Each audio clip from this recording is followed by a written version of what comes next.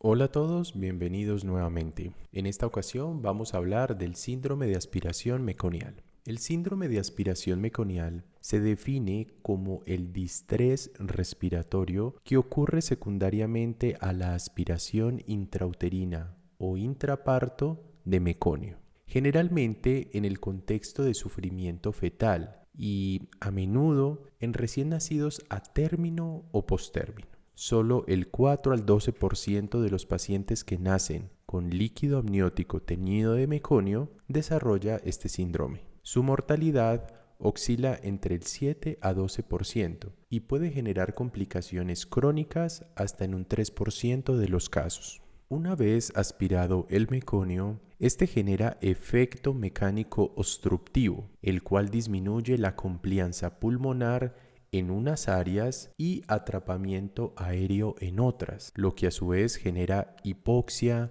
hipercapnia, acidosis respiratoria, hipertensión pulmonar e incluso síndromes por fuga de aire tales como el neumotórax y el neumomediastino. Las características imagenológicas del síndrome de aspiración meconial se comprenden mejor deduciéndolas del efecto que genera el meconio aspirado en el sistema bronquial.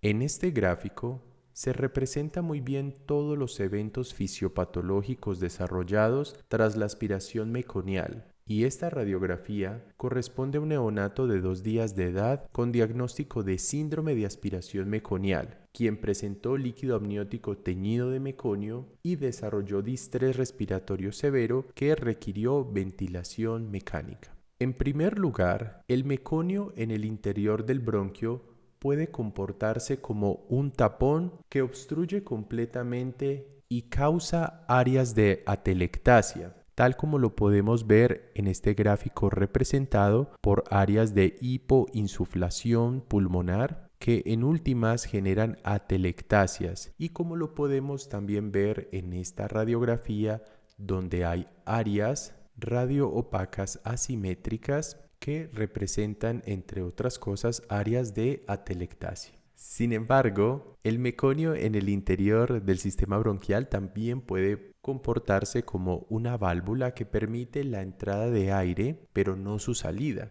Y eso genera áreas de hiperinsuflación pulmonar, también denominadas áreas de enfisema intersticial. Y es lo que en la radiografía se observa como áreas bien ventiladas, entre otras áreas que han presentado colapso alveolar. Esto también explica el por qué la insuflación pulmonar generalmente es asimétrica en estos pacientes, como lo podemos ver en este caso clínico, en donde el emitoras derecho presenta una mayor insuflación que el contralateral. En segundo lugar, el meconio genera irritación química en el sistema bronquial y en el parénquima pulmonar adyacente. Es por eso que se observa engrosamiento del intersticio peribroncovascular de predominio parailiar y de forma bilateral, las cuales se aprecian como radioopacidades gruesas que se describen en algunos textos como cuerdas. Además, las áreas de neumonitis química generan radioopacidades nodulares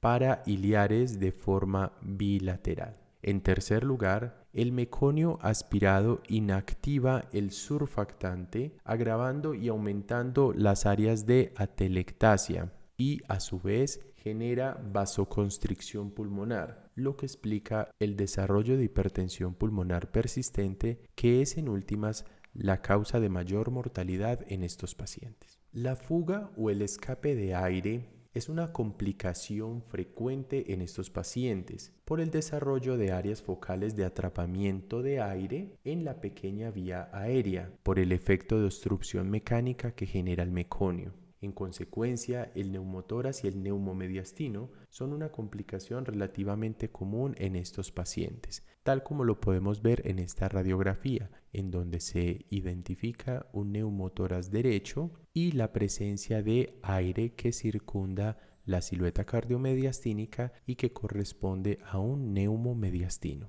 En este caso clínico de un paciente neonato que nace a las 41 semanas de gestación y cuya historia clínica narra en la nota de parto la presencia de líquido amniótico teñido de meconio, podemos observar el engrosamiento del intersticio peribroncovascular pariliar con morfología en cuerda gruesa, tal como lo podemos también observar en el hemitórax contralateral y que, como dijimos anteriormente, representa el engrosamiento del intersticio peribroncovascular por el efecto irritativo químico que genera el meconio en el interior del bronquio. También observamos las radioopacidades nodulares parailiares que representan áreas focales de neumonitis química. En este paciente también podemos ver áreas hipoinsufladas en contraste con otras áreas hiperinsufladas. A su vez, la insuflación de ambos emitórax es de forma asimétrica, observándose una mayor insuflación del emitórax derecho.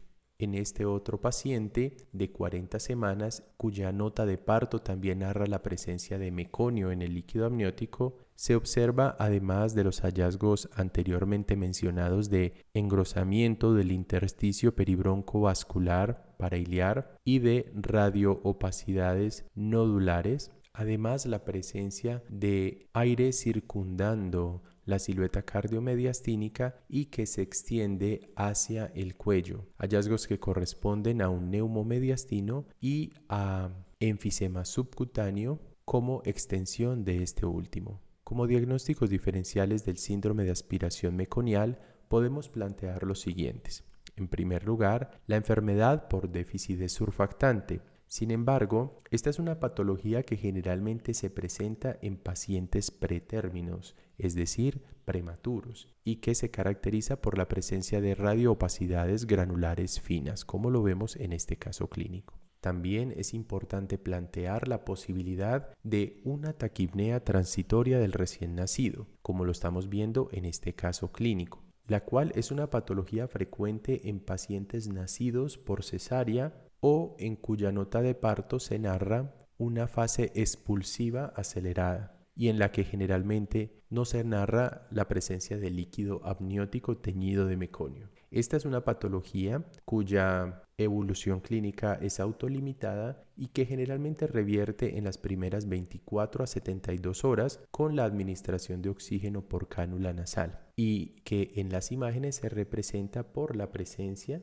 de engrosamiento del intersticio, como también por la identificación de líquido en las cisuras y en las pleuras. Otro diagnóstico diferencial importante es la neumonía neonatal en pacientes sin historia de líquido teñido de meconio y cuyas radioopacidades son simétricas, como en este caso clínico en donde vemos un área de radioopacidad de tipo alveolar en el lóbulo superior derecho. Y finalmente las cardiopatías congénitas en donde el tamaño y la morfología del corazón son anormales y en los que además se puede observar heterotaxia o la presencia de un arco aórtico derecho. En resumen, la fisiopatología del síndrome de aspiración meconial se desarrolla al efecto obstructivo que genera el meconio en la vía aérea y al desarrollo de neumonitis química. El paciente típico es un recién nacido a término o postérmino que sufre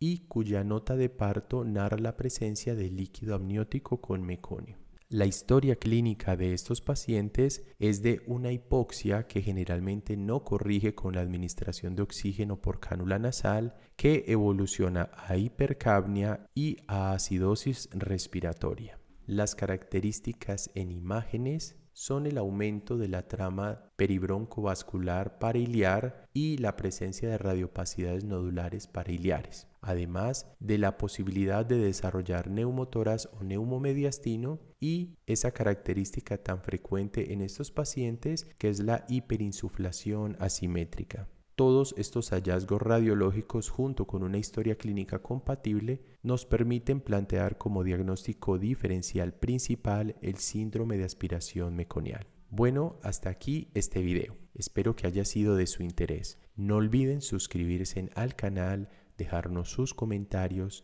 dudas o inquietudes. En el próximo video hablaremos de la taquipnea transitoria del recién nacido. Muchas gracias por su atención. Hasta entonces.